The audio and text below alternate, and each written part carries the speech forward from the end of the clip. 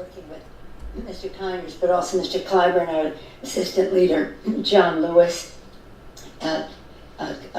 Terry Sewell of Alabama on issues that relate to voting rights and voter suppression and the rest. So this is the point of the spear of how we go forward with this, and many of our colleagues that I mentioned are part of this operation.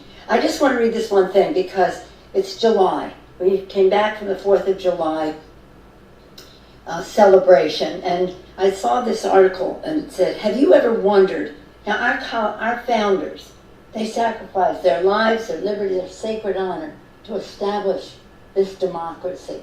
It was quite a remarkable thing.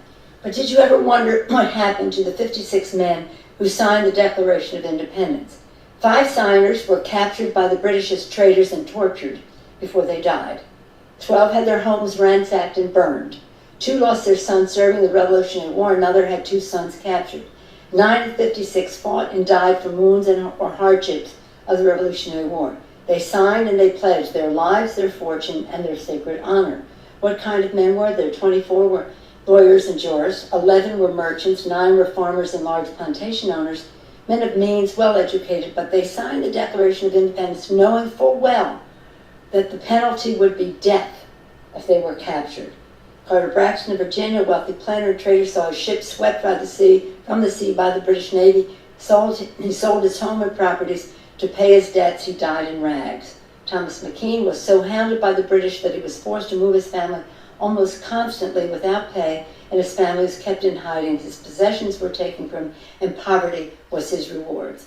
Vandals or soldiers looted the properties of Dillery, Hall, Clymer, Walton, Gwinnett, Hayward, Rutledge, Middleton, other signers. At the Battle of Yorktown, Thomas Nelson noted that the British General Cornwallis had taken over the Nelson home for his headquarters and quietly urged George Washington to open fire. The home was destroyed. Francis Lewis lost his home and property. John Hart was driven from his wife's bedside and she was dying. Their 13 children fled for their lives.